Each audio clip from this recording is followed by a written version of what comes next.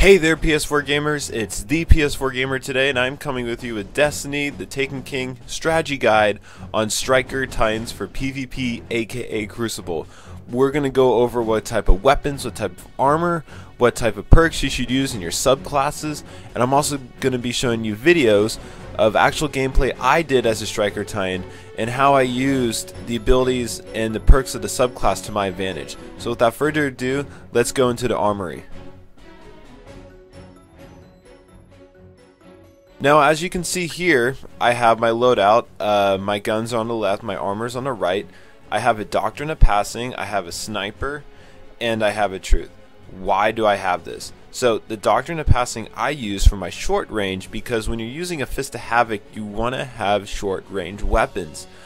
Having Fist of Havoc means, having the Striker class means that you're going to be up close and personal. The melee, the super, even the grenades are meant to be up close and personal, so you want to have an up close and personal gun, especially since the melee does extra damage if you get a couple shots in with your auto rifle. Or if you look over here, I have a last word as well, then you can just melee and get that kill right ahead. Now, but then again, you don't want to be vulnerable on long ranges, so you want to make sure that you have a long range weapon. For my choice, I used the 1,000-yard stare. It's a sniper rifle that can kill res snipes on 3v3 modes with headshots, and can also one bullet headshot supers. So you could also go the other way around. You could have something like, let's go with a Mida multi-tool, this weapon right here, and maybe you could use a shotgun for the sniper instead. Whichever way you want to do it, it's alright, because I got a conspiracy theory right here that paired with the multi-tool would be a great combination just for any PvP loadout. So make sure you have your short range and long range weapons. Make sure that you don't just choose long range or just short range, because then you're going to be at a disadvantage.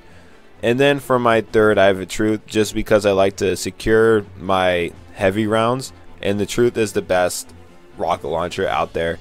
You could also, for LMG, I would actually recommend you using the Raid heavy machine gun right here.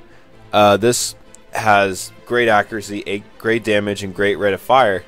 It's compared to the Thunderlord, but if you use the Thunderlord, then you have to put an exotic slot, which if you want a last word, a multi-tool, or like an Invective, or a Fourth Horseman, then you would need to have a legendary in your heavy slot. So that's something to consider as well. Going over to the armor pieces, we have over here the helmet of a golden bull mask. Now, as you can see here, it has gain super energy from reviving others. I'm going to circle that real quick. This is crucial in 3v3 modes. In 6v6 modes, this doesn't come into effect because there is no reviving. But in 3v3 modes, there's reviving all the time. And if you keep reviving your teammates, not only do you get points towards your score, but with this helmet, you can actually get your super up way quicker. And for games like Elimination, first person to get their super usually has an advantage. So if you can get a mask with the role of reviving others, I know Trials of Osiris has a helmet that can drop this. I think the Raid helmet can drop it too. I'll circle that real quick. It might, I'm not 100% sure on that. Also gain bonus melee energy on orb pickups. So I guess the lesson here is make sure that you get a good helmet that you like, including all other armor pieces too.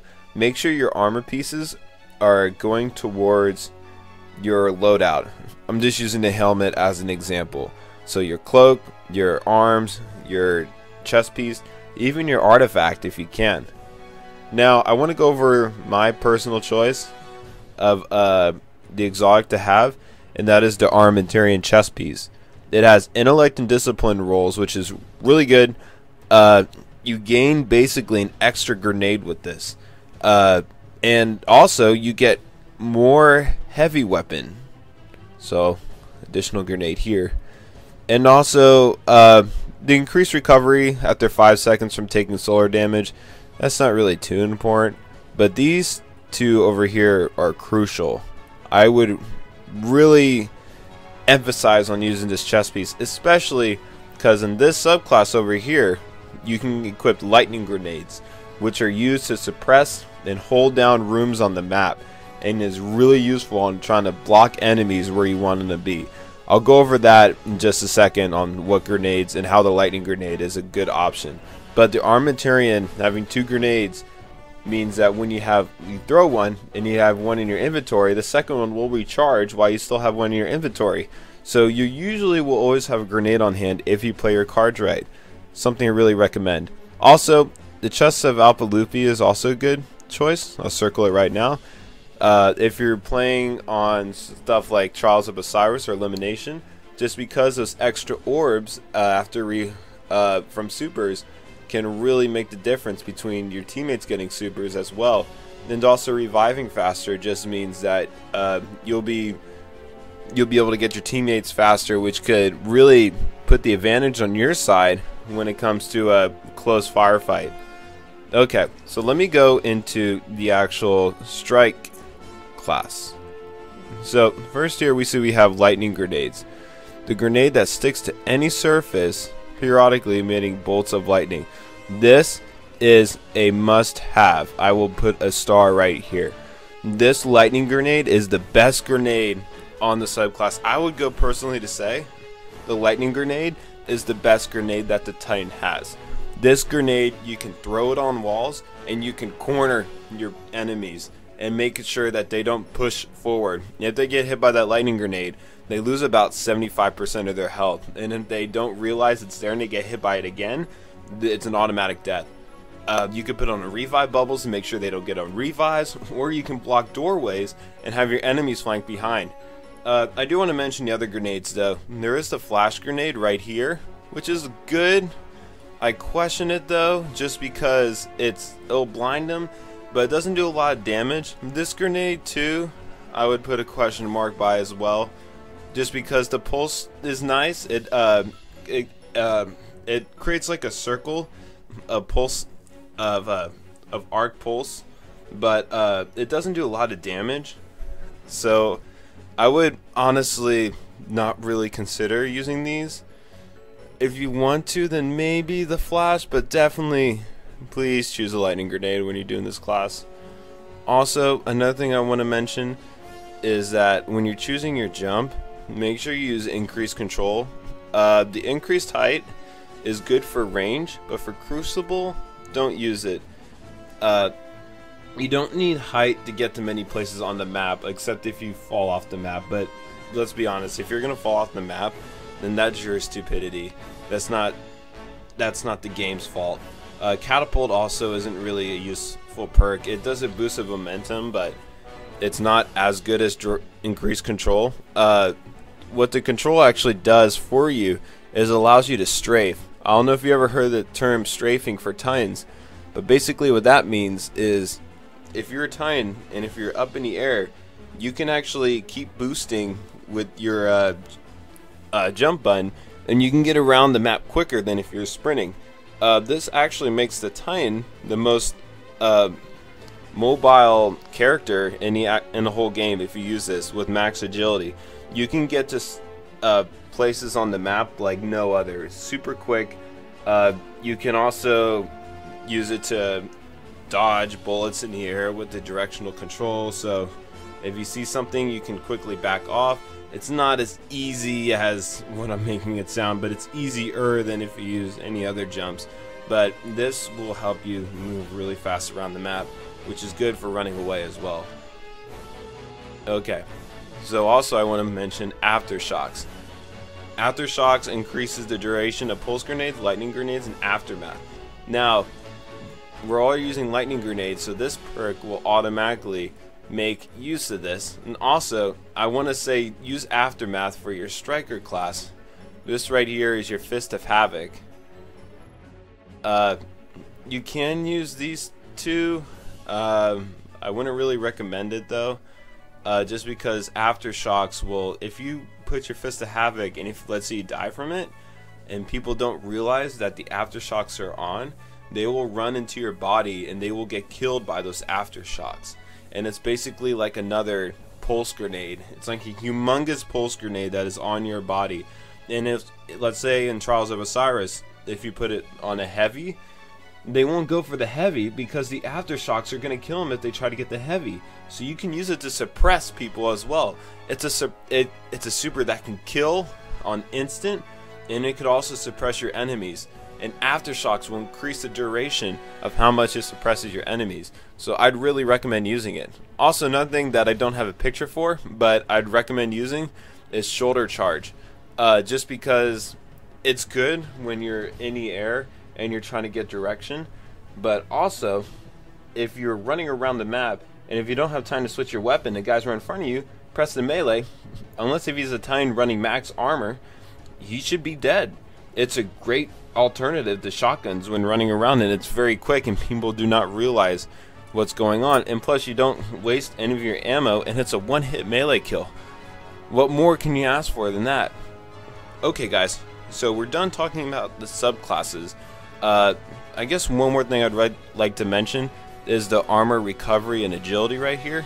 It depends what you like, but I personally like having max armor and max agility, just because I like to move fast around the map, and I like to make sure that if I'm in a firefight 1v1 that I'm able to win that fight and not lose because the guy has more health than I do. But recovery is a good option, but if you run around, if you place your if you hide well, then your recovery shouldn't be too much of an issue, at least in my playstyle, but people might play other playstyles. I'd say go as comfortable as you like. This part is very customizable, which I think is a great aspect of the game. But anyways, let's get into the video. Okay guys, so I got a video playing in the background right now, and I'm gonna pause it right here because I want to show what I'm about to do here. Now a guy just died right here. If you can see a skull, and you can see on the minimap right here what he died to, and seeing that the guy is right in front of me over there behind the corner, and that the body's right here, my first instinct is that he's probably going to go over to his buddy to get the revive. So what would you do in this case? Well, good thing is I have a lightning grenade ready. I actually just used a lightning grenade a while ago, but because I have the Armatarian perk, I have another lightning grenade on hand. So what I do is I throw a lightning grenade at the dead body, and watch what happens. It gets hit, he gets hit by it, and I finish him off with my auto rifle. Now I want to show that one more time to you guys. I see the body, I see the enemy on the map, so I see him, I throw the lightning grenade on the body while he's trying to get the revive. I deny him the revive, he backs off, he is suppressed in that one area and will not push up on me.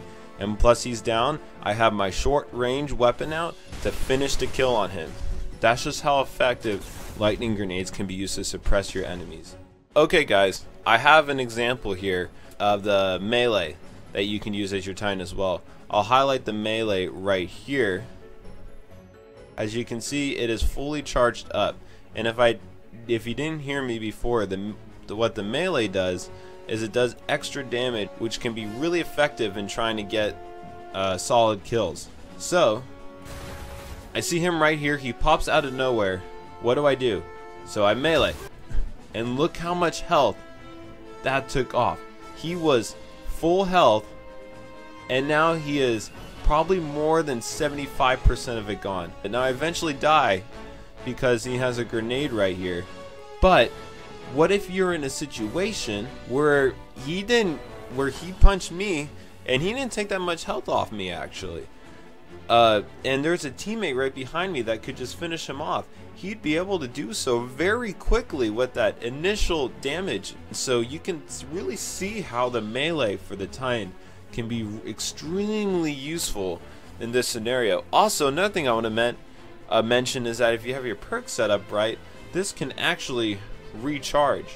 If people have an overshield on, and if you have the striker melee perk active, you can melee them in 2 hits. With any other subclass, it would take 3 hits to kill him.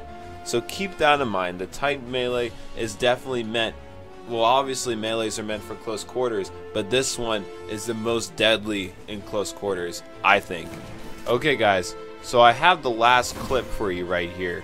Now, I see these two guys coming up right here. I throw a lightning grenade, I end up missing with it, but as you can see, my super is fully charged. So what do? When you're using your super on your striker, you only get one shot at it. You don't get 3 bullets like a golden gun, and you don't really get a vast range like you would on a Nova bomb. So you have to make sure you use it very precisely. But so you don't, if you see one guy, you don't want to really use your super unless you absolutely have to, because then you're only going to get one guaranteed kill for that super, unless if someone walks in on aftermath, which is the after pull shocks that happen when after the super is done. So anyway, I see two guys that see an opportunity to get an instant double kill. So instead of trying to face them head on with my bullets, I just use my super. I end up dying from it, but look, I end up getting 2 guys and I got hit once. And you know what? That is a win in my book. If you can get multiple kills with your striker, I would save your super until there is 2 or more people in your area. And as you can see, there's aftershock. Okay guys, that's all for the video today. Hope you enjoyed it. If you did, go ahead and smash that like button. Also, subscribe for more videos. I have lots of Destiny content and everything PS4. Think you guys will enjoy it. Comment down below and tell me how I did as well. Let me know if you'd like more subclass reviews. Let me know how I can improve my subclass reviews. And also, give me ideas on other videos I should do. I always love hearing feedback from the community. But guys, I am the PS4 gamer. We are PS4 gamers, and I'll catch you guys next time. Peace.